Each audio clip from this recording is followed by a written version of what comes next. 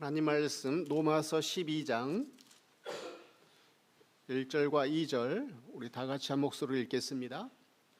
로마서 12장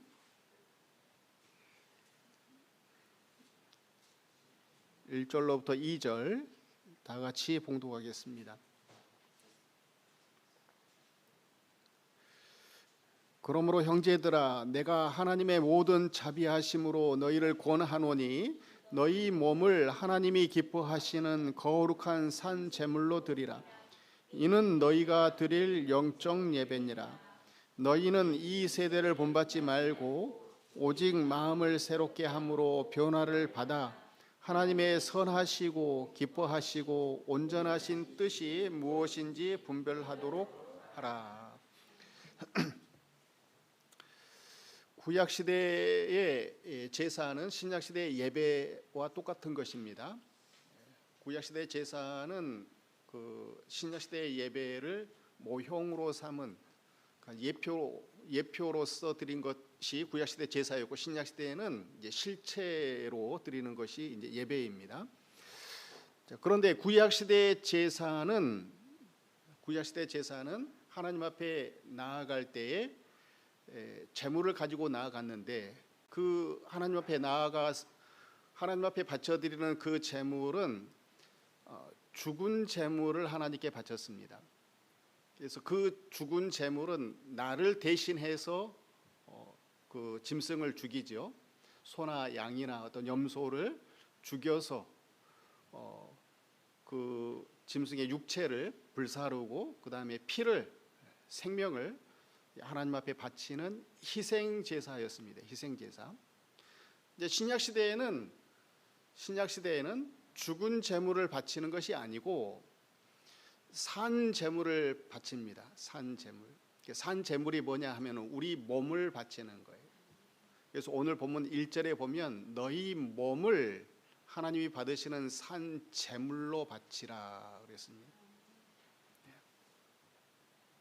죽은 제물 말고 너희 몸을 드리는 산 제물, 우리 몸을 하나님 앞에 바쳐드리는 그런 산 제물로 드리는 제사, 이것이 신약시대의 예배입니다. 너희 몸을 드리라는 거예요. 너희 몸을 드리라. 우리 몸을 하나님 앞에 어떻게 드리느냐 하면, 우리 몸을 하나님 앞에 드리는 방법은 삶을 드리는 거예요. 삶을.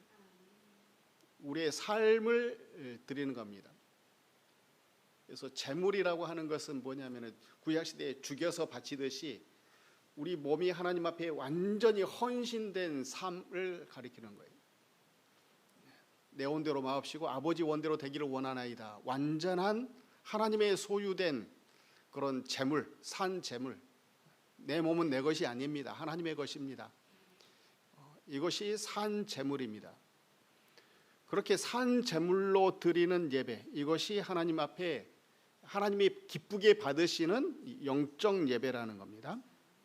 그래서 삶을 드리는 예배, 헌신하는 예배, 이것을 하나님이 받으십니다. 자, 헌신이라고 하는 것은 헌신이라고 하는 것은 자기의 모든 것을 하나님 앞에 바치는 거예요. 그래서 자기가 사용하는 시간, 또 자기가 사용하는 물질, 또 자기에게 있는 모든 것들, 이런 것들을 하나님 앞에 바치는 거죠. 바치는 것. 마음을 드리고 정성을 드리고 뜻을 다 들여서 헌신하는 것. 이것이 너희 몸을 하나님 앞에 하나님이 받으시는 거룩한 산 제물로 드리는 것입니다. 자, 헌신이라고 하는 것은 바치는 거잖아요. 그런데 우리는 일상생활 가운데서도 헌신하면서 삽니다. 헌신하면서 사는데 누구에게 헌신하느냐 하면 이제 보통은 자녀가 있는 사람들은 자녀에게 헌신하죠. 자녀에게. 그다음에 가정이 있는 사람들은 가정에 헌신을 하고, 또 부모에게 헌신하고, 또 주변 사람들에게 헌신하는 사람도 있지요. 또 국가에 헌신하고, 또 직장, 또 사업체에 또 헌신하고 헌신하면서 살아요. 헌신하면서 자기의 시간을 드리고 물질을 드리고 또 자기의 재능을 드리고 모든 것을 거기에 쏟아붓지요. 헌신하는 이유가 뭐냐? 자녀에게 헌신하는 이유. 자녀가 나에게 큰 기쁨을 주기 때문에, 나에게 복을 주기 때문에 헌신할 만한 가치가 있는 것이죠. 헌신하면 거기에서 나오는 것이 크기 때문에 헌신해도, 나에게 있는 모든 것을 전부 다 투자해도 전혀 아깝지 않습니다. 자녀에게 헌신하는 부모가 뭐 아까워하는 것을 보셨습니까? 아까워하지 않습니다. 마찬가지로 하나님께 헌신하는 것도 그와 같은 것입니다. 하나님 앞에 바치는 이 헌신, 자기의 모든 것을 바쳐드리는 헌신, 이 헌신은 그 손해 나는 것이 아니고, 하나님 앞에 헌신하면 하나님은 반드시 복을 주시는 하나님이세요. 자, 그런데 하나님 앞에 헌신할 때 맨 먼저 헌신해야 되는 것이 있습니다. 그게 뭐냐 하면, 하나님 자녀들은 예배에 헌신해야 됩니다. 예배. 하나님 앞에 헌신하는 첫 번째 헌신이 예배예요. 예배. 예배 드리려면 일단은 시간을 드려야 됩니다. 시간. 주일날 공예배, 예배 시간 나를 위해서 쓰지 않고 이걸 하나님 앞에 고스란히 바쳐드려야 되는 거죠. 그 다음에 하나님 앞에 나올 때 자기가 하나님으로부터 받은 모든 이 세상에서 얻은 유익을 하나님 앞에 이제 또 그 바치는 예물, 물질, 또 자기 재능, 이런 것들을 하나님 앞에 바쳐드리는 이 예배에 헌신하는 거예요. 예배 시간을 이제 귀하게 여겨야 되는 거고, 그다음에 또 여기에 이제 이 시간을 가장 중요하게 생각하는 사람, 이 사람이 예배에 헌신할 수 있습니다. 예배 시간을 우선순위에 두는 거예요. 일이 있지요, 바쁘지요, 해야 할 일이 많이 있지요. 그렇지만 예배 시간에 우선순위를 두는 사람, 이 사람이 예배에 헌신하는 사람. 주일날 뭐 쉬는 시간이기 때문에 그거 쉬면 편안하지요. 또 놀러 갈 수도 있고, 자기 유익을 위해서 다른 뭐 여가 활동도 다 할 수 있습니다. 자기를 위해서, 자기 유익을 위해서. 근데 자기 유익을 그거 챙기지 않고 하나님 앞에 그 시간을 하나님 앞에 헌신하는 거예요. 바치는 거예요. 예배에 헌신하는 사람, 하나님은 반드시 복을 주십니다. 열왕기상 3장에 보면은요, 솔로몬이 왕이 되고 난 다음에 첫 번째 했던 일이 뭐냐 하면 일천번제를 드렸던 일이에요. 솔로몬이 왕이 되고 난 다음에는 성전이 없었잖아요. 그래서 기본 산당에 가서 일천번제를 드립니다. 일천번제를 드렸더니 하나님이 그 솔로몬에게 밤에 나타나십니다. 밤에 나타나셔서 내가 너에게 무엇을 줄고 나에게 구해라. 그래서 솔로몬이 하나님 앞에 구하죠. 뭘 구하느냐 하면 백성들의 송사를 듣고 잘 판단할 수 있는 그런 지혜를 구합니다. 자, 그래서 이 솔로몬이 구한 이 간구가, 하나님 앞에 기도한 것이 하나님 마음에 들었어요. 들어서 이 솔로몬에게 하나님이 복을 주시는데, 예배드리는 하나님 앞에 예배에 헌신하는 이 솔로몬에게 복을 주시는데, 어떤 복을 주시느냐? 열왕기상 3장 12절 13절을 한번 다 같이 읽어보도록 하겠습니다. 시작. 내가 내 말대로 하여 내게 지혜롭고 총명한 마음을 주노니 내 앞에도 너와 같은 자가 없었거니와 내 뒤에도 너와 같은 자가 일어남이 없으리라. 내가 또 네가 구하지 아니한 부귀와 영광도 내게 주노니 내 평생의 왕들 중에 너와 같은 자가 없을 것이라. 솔로몬이 예배에 헌신했더니 하나님께서 구한 것, 솔로몬이 구한 것뿐만 아니라 구하지 않는 것까지도 하나님이 다 줘버렸다는 겁니다. 솔로몬이 구한 지혜, 이것만 받아도 어마어마하게 큰 것을 받은 것인데 솔로몬이 구하지 않은 것, 내 앞에도 너와 같은 자가 없었거니와 내 뒤에도 너와 같은 자가 일어남이 없으리라. 내가 구하지 아니한 부귀와 영광도 내게 주노니 내 평생의 왕들 중에 너와 같을 자가 없으리라. 솔로몬이 한 것은 예배 드린 거예요. 예배 드린 거. 1000번째 정성을 다해서 하나님 앞에 헌신했더니 하나님이 하늘 문을 열고 솔로몬에게, 이 예배 드리는 이 솔로몬에게 뭐 하지도 않았는데 예배만 드렸더니 하나님이 복을 줘버렸다는 거예요. 예배 드리면 하나님은 복을 주세요. 예배에 헌신하시기 바랍니다. 예배에 헌신하는 사람은 하나님이 반드시 복을 주십니다. 그래서 우리가 해야 할 일이 많지요. 바쁘지요. 현대 사회에서 얼마나 바쁩니까? 해야 할 일이 많습니까? 그렇지만 가장 먼저 해야 되는 일, 최우선 순위로 내가 염두에 둬야 될 일, 예배라는 거예요. 예배. 왜냐하면 거기서 하나님이 하늘문을 열고 복을 줘버리기 때문에. 하나님. 사람이 주는 복은요 유한합니다. 줄 수 있는 것이 그 사람이 가지고 있는 거, 그 범위 내에서 줄 수 있는 거예요. 사람이 내게 줄 수 있는 것 중에, 사람이 나한테 줄 수 있는 그런 복, 가장 많은 복을 주는 사람이 부모지요. 부모가 나에게 모든 것을 다 줄 수 있는데, 가장 큰 복을 줄 수 있는데 사람 중에서는, 그런데 그 부모도 가지고 있는 범위 내에서만 그게 가능한 겁니다. 유한한 거죠. 유한한 거. 하나님은 상상을 뛰어넘는 것을 다 가지고 계신, 모든 것의 왕이신 하나님, 모든 것의 소유주이신 하나님, 다 주실 수 있어요. 예배에 헌신하시기 바랍니다. 예배에 헌신하는 사람은 반드시 하나님이 복을 주십니다. 하나님께 우선순위, 무슨 일에도 하나님께 우선순위, 예배에 절대로 빠지지 않겠다. 예배를 드리자고 하면은 손해 보는 일이 있지요. 장사하는 것도 쉬어야 하고, 또 사람을 만나는 일, 또 곤란할 수도 있어요. 애경사도 빠져야 되고, 손해를 볼 수 있어요. 또 욕을 얻어 먹을 수도 있습니다. 예배 드린다고. 그래서 요즘은 좀 그런 말이 좀 덜한 것 같은데, 저 어렸을 때만 하더라도 예수쟁이라는 말이 있었어요. 예수쟁이. 티낸다고.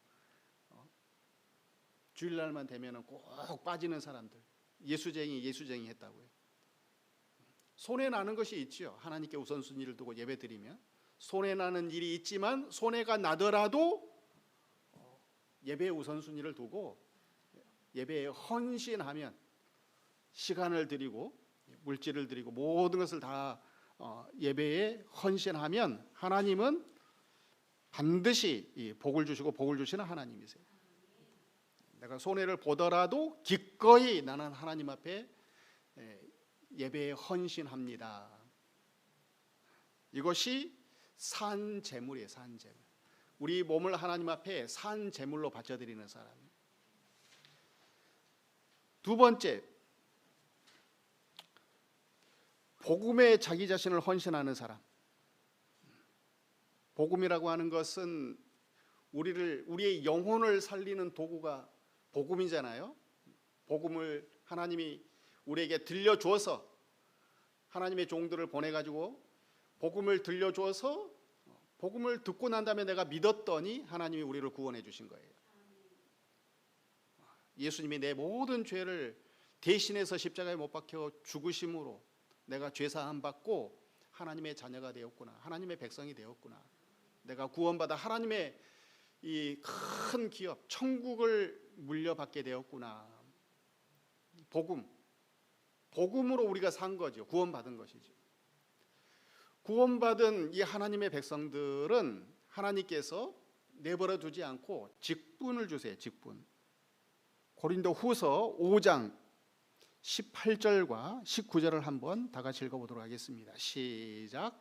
모든 것이 하나님께로서 났으며 그가 그리스도로 말미암아 우리를 자기와 화목하게 하시고 또 우리에게 화목하게 하는 직분을 주셨으니 곧 하나님께서 그리스도 안에 계시사 세상을 자기와 화목하게 하시며 그들의 죄를 그들에게 돌리지 아니하시고 화목하게 하는 말씀을 우리에게 부탁하셨느니라. 18절에 보면 우리에게 화목하게 하는 직분을 주셨다라는 겁니다.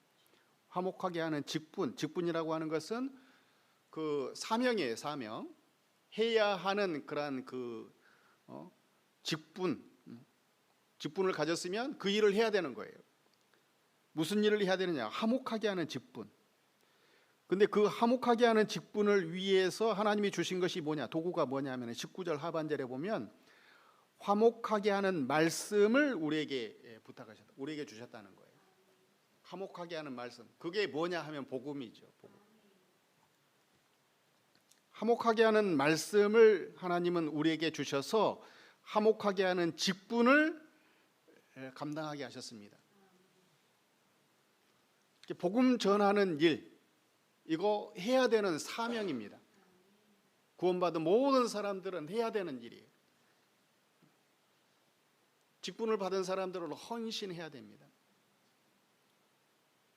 복음 전하는 일에 하나님이 복음 전하는 일에 헌신하면 하나님은 반드시 복을 주시겠다 약속을 하셨어요. 하나님이 약속하시면 하나님은 반드시 그 약속을 지키시는 하나님이시죠. 복음 전하는 일에 헌신. 자, 마가복음 10장 29절 읽어보겠습니다. 시작.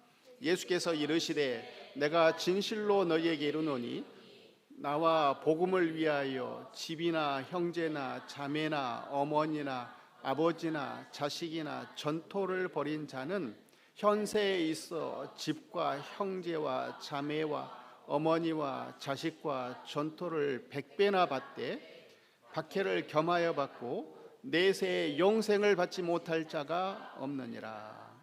나와 복음을 위해서 집이나 형제나 자매나 어머니나 아버지나 자식이나 전토를 벌인 자는, 헌신한 사람은, 나와 복음을 위해서 헌신한 사람은 현세에 살아갈 때 집과 형제와 자매와 어머니와 자식과 전토를 100배나 받는다. 100배나. 하나님은 복을 약속하셨어요. 복음에 헌신하면, 주님께 헌신하면 하나님은 반드시 복을 주시겠다고 약속하셨습니다. 하나님은 약속하시면 지키시는 하나님이에요.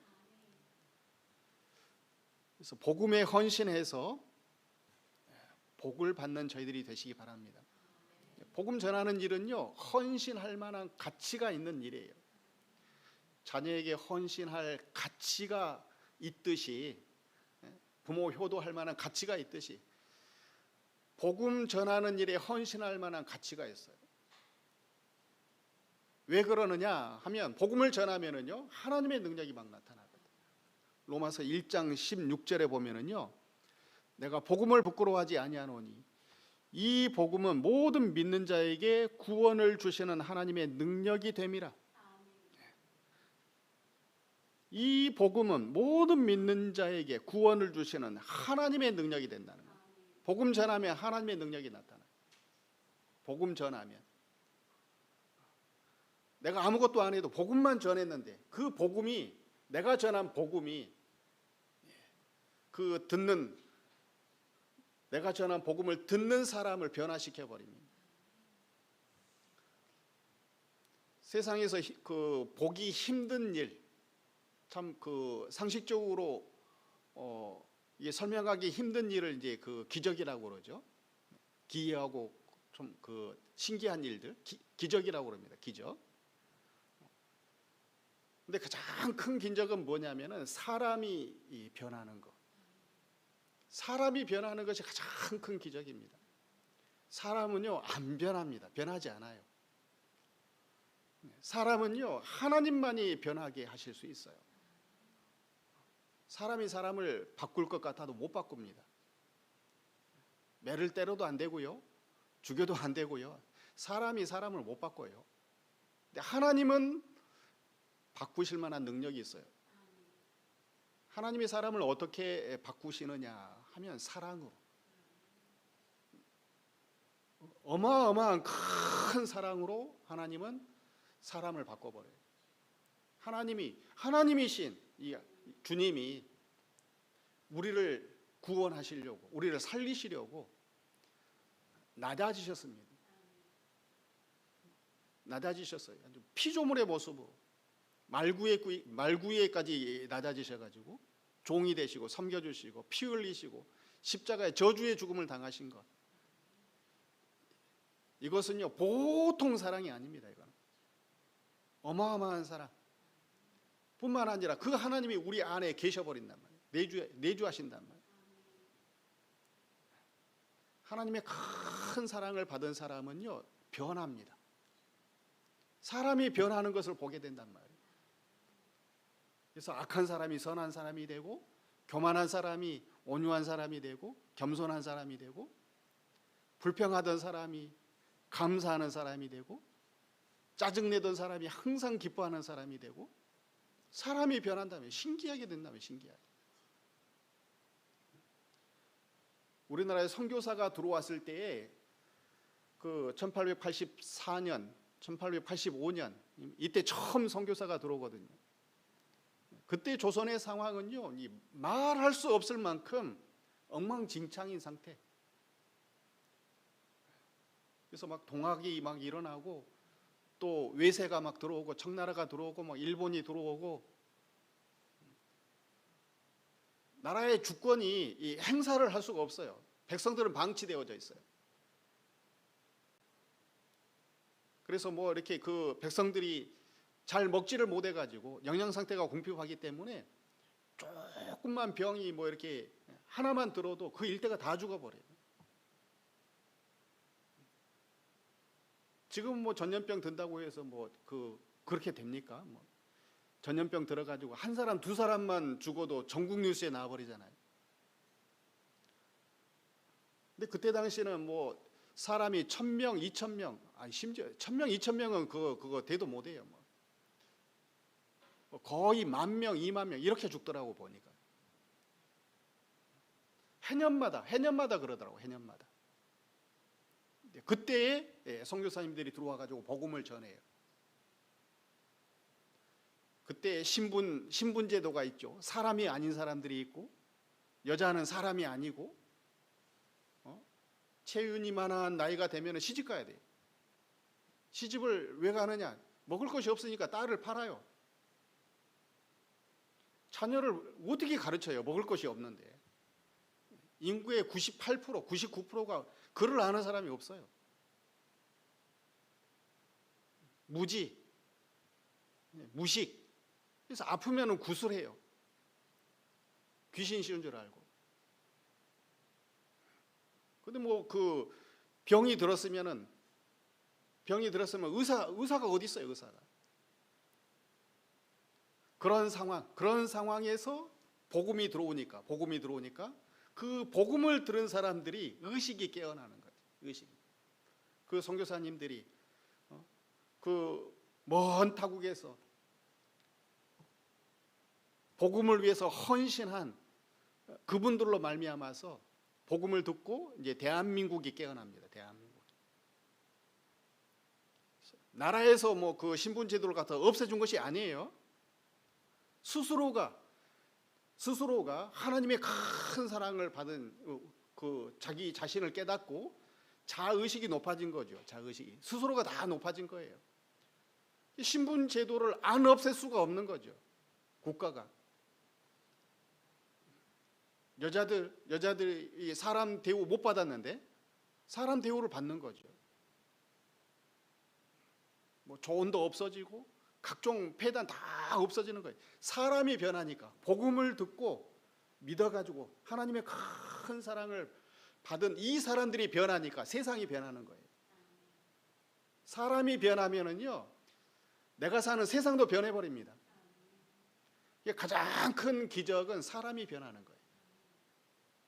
세상은 사람이 변화시키는 것이지 뭐 하루아침에 뚝딱 어떤 뭐 신기한 어떤 기적이 일어나가지고 세상이 변하는 게 아니에요. 복음을 전하면 가정이 변하고 자녀가 변하고 또 배우자가 변하고 부모가 변하고 내 주변이 전부 변해. 사람들이 변한단 말이에요. 내가 변화시키는 것이 아니고 하나님이 그렇게 만들어 버리신다고. 하나님은 사람을 내버려 두지 않아요. 하나님의 자녀로 만들어 가세요. 하나님. 예수 믿는 사람들 그 심령마다 하나님이 찾아가셔서 내주하셔서 내버려 두지 않습니다. 하나님의 자녀로 만들어 가세요. 그래서 복음이 들어온 지 한 150년도 안 됐는데 세계 그 선교 역사에 유례가 없을 만큼 대한민국은 복음의 역사가 어마어마하게 나타나 버렸어요. 기적이에요, 기적. 세계에서 가장 못 살던 그런 나라, 비참한 나라가 지금은 뭐 세계 경제 대국 열 손가락에 드니 안 드니 이 정도로 잘 사는 나라가 되었잖아요. 대한민국 여권 파워는 세계 거의 최고 수준에 이를 정도로 대한민국 사람들을 부러워한단 말이에요. 이유가 뭐냐? 그 저력이 어디에서 나오느냐? 복음에 있는 거예요. 복음 전했더니 이 사람들이 자꾸 개혁을 해 나가는, 잘못된 것을 하나하나 고쳐 나가는 거죠. 세계에서 개혁의 속도가 가장 빠른 나라 대한민국이에요. 그래서 일본이 몇십 년 전만 하더라도 비교할 수 없을 만큼 우리나라보다 잘 살았지요. 근데 지금은 점점 이게 역전이 돼요. 역전이. 일본은 개혁이 잘 안 돼요. 우리나라는 좀 잘못됐다면 바로 바꿔버려요. 바로 바꿔버려요. 선거했다 그러면 12시만 되면, 그날 저녁 12시만 되면 개표방송 나와버리잖아요. 일본은 일일이 다 수거해야 돼요. 이거 개혁이 안 돼요. 개혁이.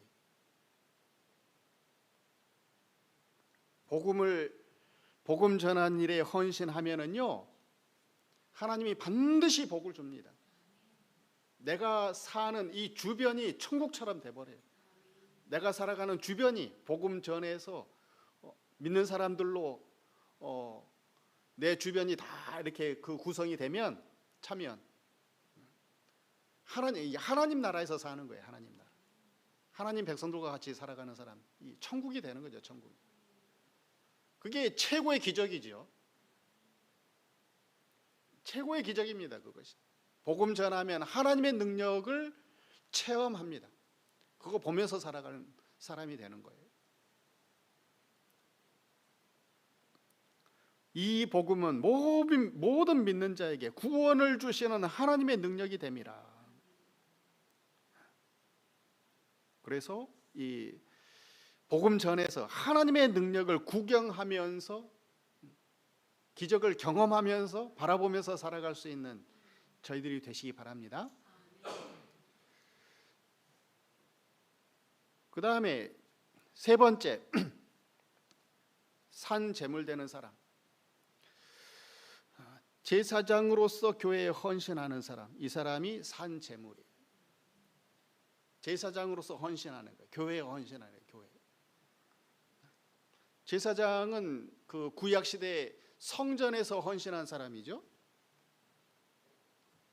성전에서 헌신한 사람인데, 신약 시대에는 모든 성도들은 제사장입니다. 모든 성도들은 신약 시대 제사장이. 자, 요한계시록 1장 6절만 읽어보도록 하겠습니다. 6절 시작.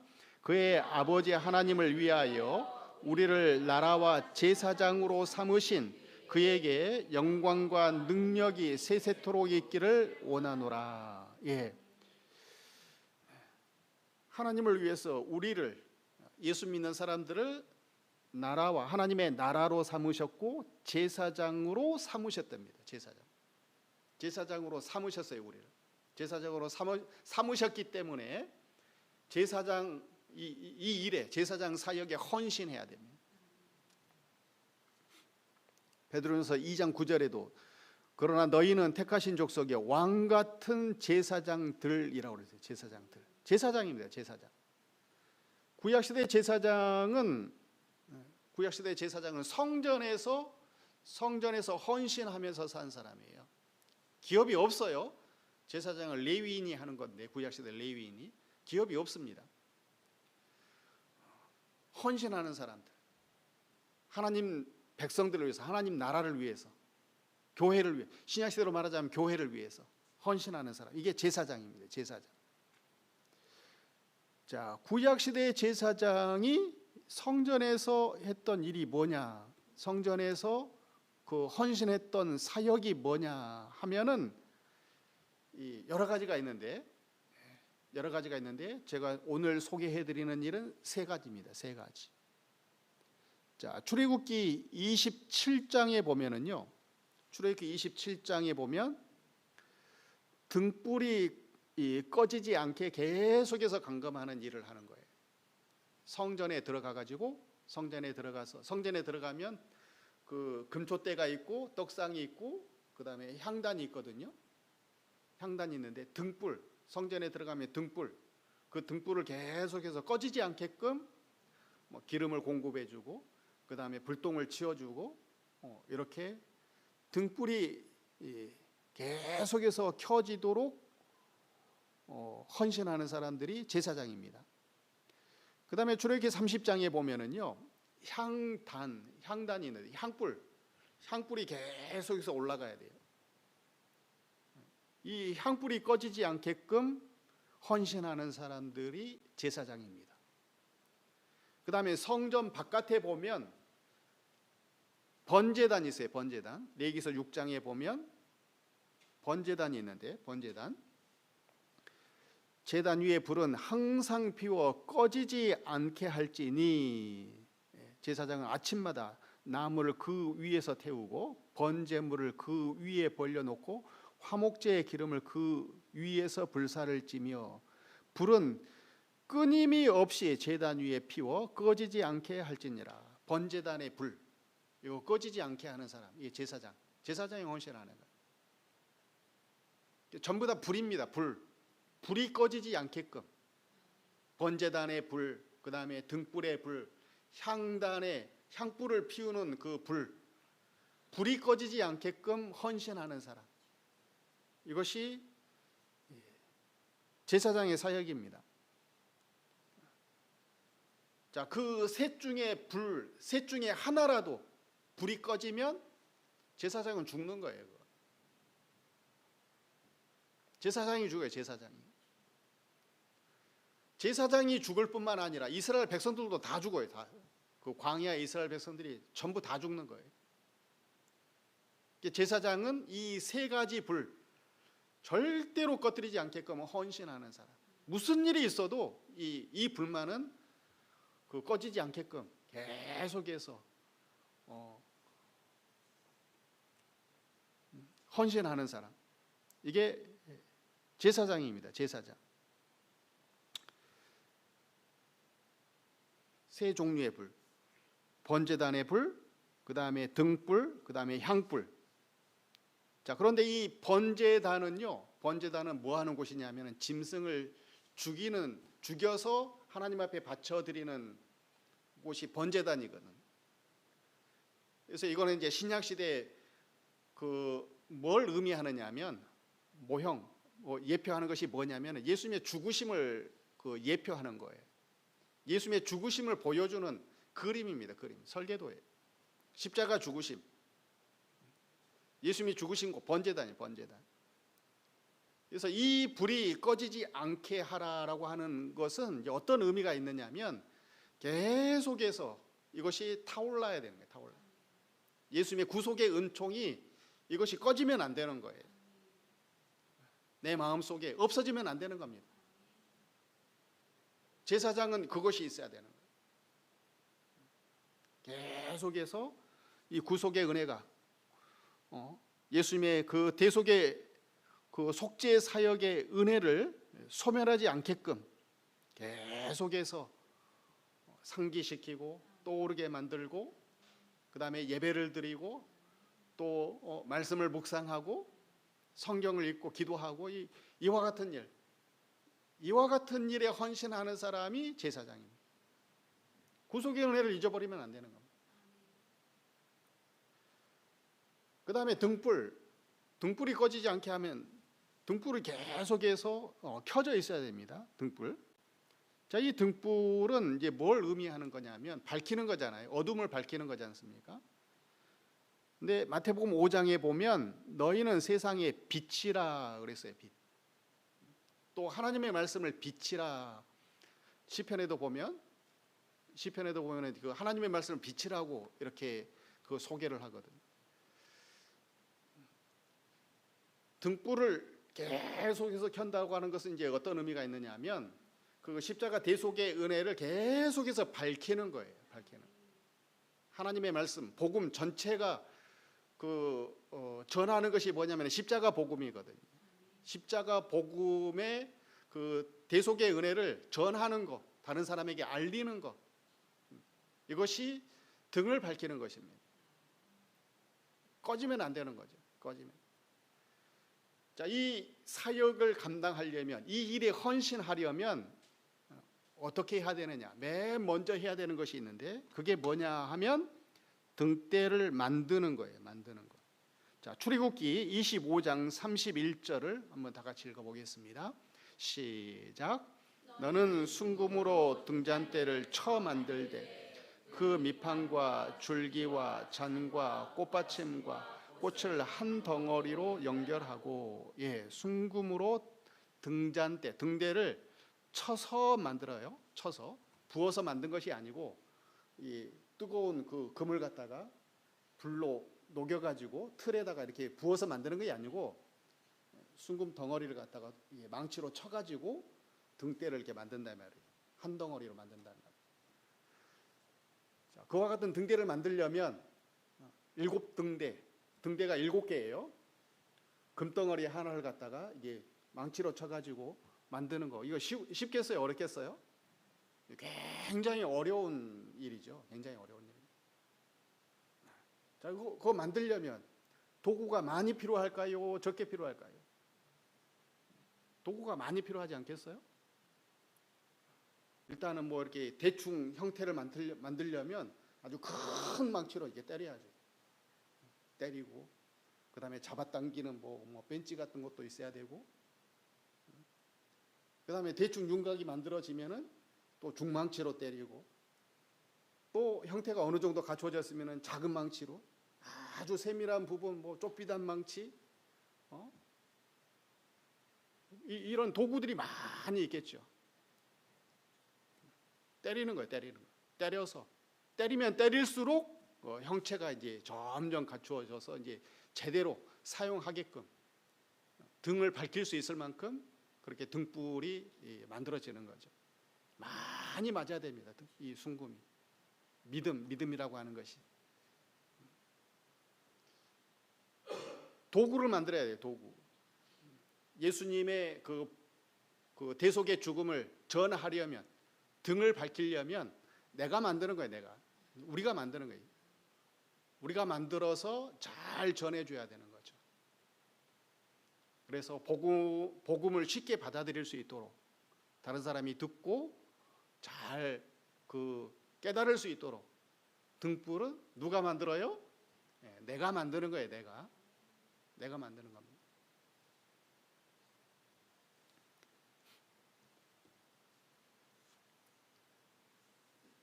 자, 모세는 미디안 광야에서 40년 동안 고난을 받았잖아요. 고난 많이 맞았어요. 많이 맞아. 40년 동안 애굽의 그 왕자로 살다가 부족함 없이 살다가 미디안 목동으로 사는 것은요, 아무것도 없는 그 베두인의 삶은 거의 뭐 이게 거지의 삶이에요. 거지의 삶. 아무것도 없는 삶입니다. 그거는 많이 맞았죠. 40년 동안. 40년 후에 80세가 되어서는 모세가 이스라엘을 구원해내잖아요. 하나님이 모세를 사용하셔서 그 40년 동안 그 미디안에서의 그 고난을 통해서, 맞은 세월을 통해서, 연단받은 세월을 통해서 이스라엘 백성들을 40년 동안 광야를 인도해내는 그러한 실력을 갖추게 하나님이 하시는 거죠. 요셉도 마찬가지입니다. 요셉도 보디발의 집에서 종생활하고 또 감옥생활하고 많이 맞은 거죠. 많이. 다윗도 많이 맞았고,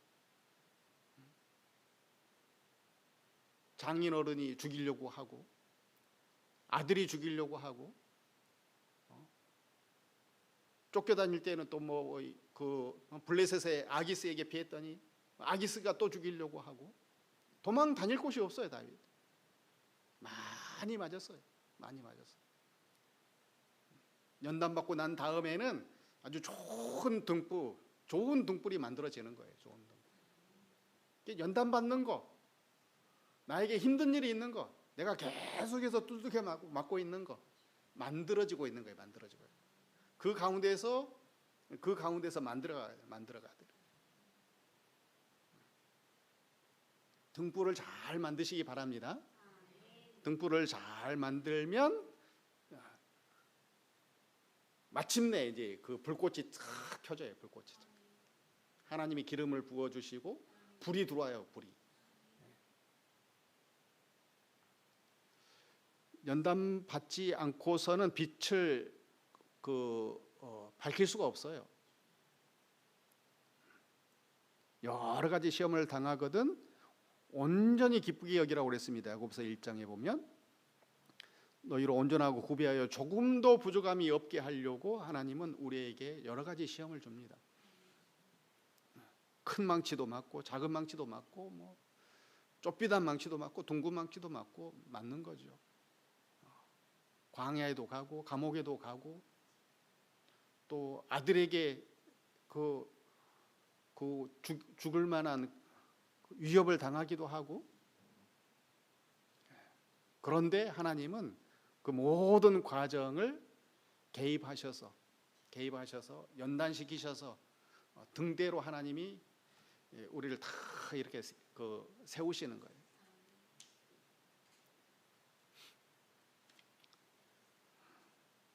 자, 그 다음에 향불. 세 번째 향불.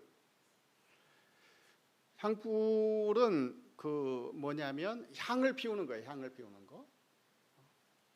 향을 피우는데 그 향을 피우는 것은 이제 어떤 의미가 있느냐면 그 구속의 은혜.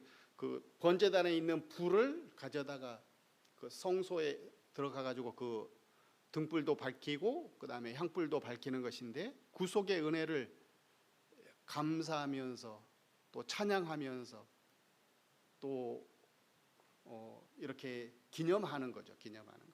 기도하는 거예요. 향불 올려드리는 거죠. 간구하는 거.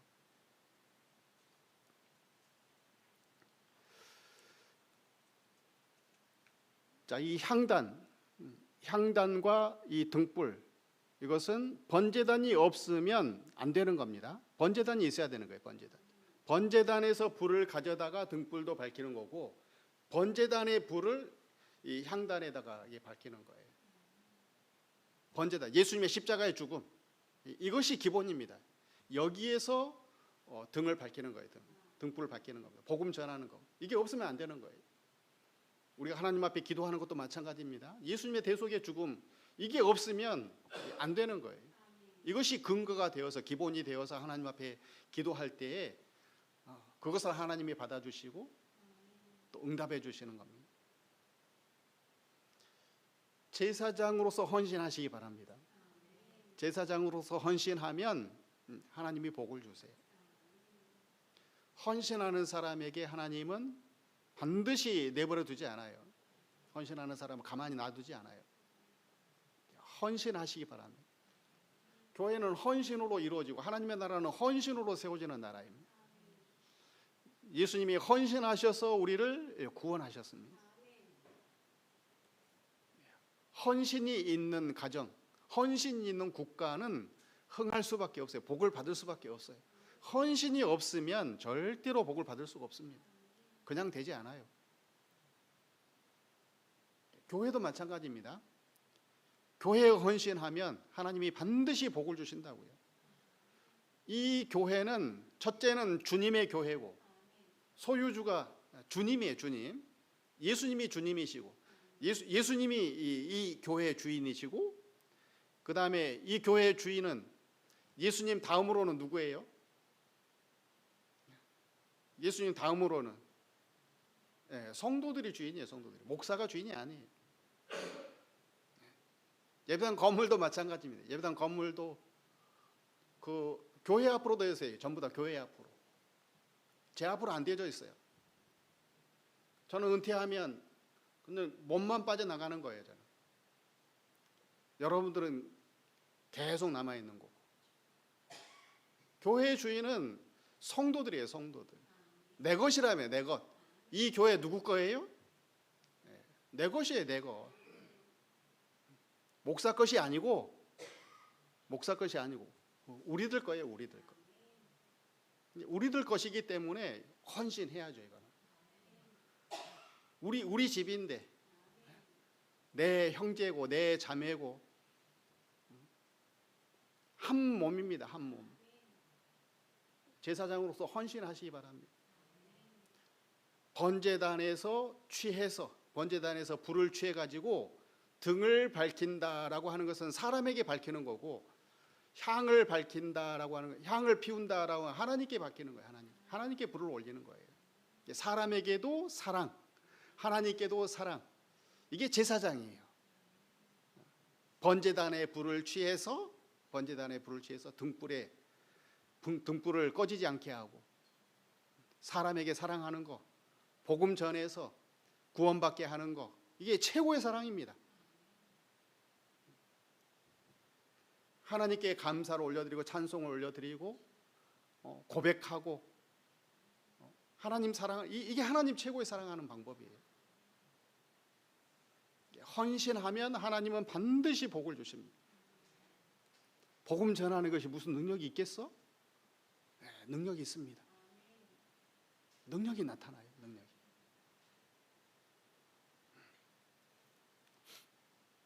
엊그저께 여기 아동센터 학부모들이 한 2분 왔는데, 2분 와가지고 이제 애를 맡기려고 하잖아요. 복음 전했더니 막 당황을 해요. 뭐 교회까지 다녀야 되느냐고, 뭐 그런 것 같아요. 막 그러니까. 근데 한 분은 보니까는 자기 남편이 어렸을 때 교회를 열심히 다녔대요. 자기 엄마가 다른 교회 어떤 뭐 큰 교회 권사님이시대. 근데 이제 결혼하고 난 다음에는 이제 교회를 안 다녀요. 자기 아내가 이제 안 믿는 사람이었던 것 같아요. 안 믿는 아내하고 만나가지고 이제 놀러 다니는 것이 취미야. 주일날. 근데 어렸을 때 보니까 믿음이 좋았을 것 같아요. 자기 엄마가 권사님이고 믿음으로 이렇게 키웠던 것 같아요. 근데 그 분이, 이 아빠가 교회를 왜 안 나올까요? 안 나온 이유가 있어요. 세상이 너무 재밌거든, 이게. 세상이.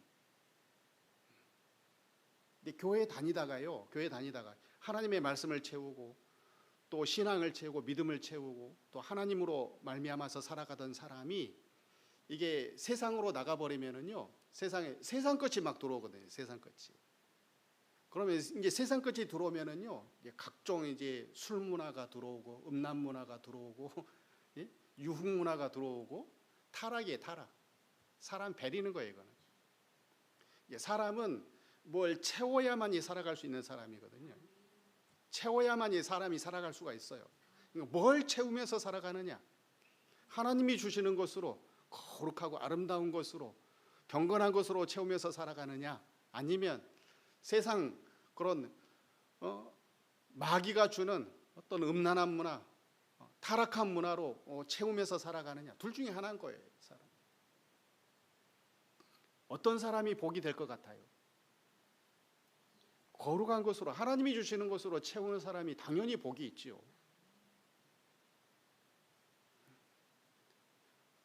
교회에 나오려면 그 재밌는 것을 다 정리해야 되거든.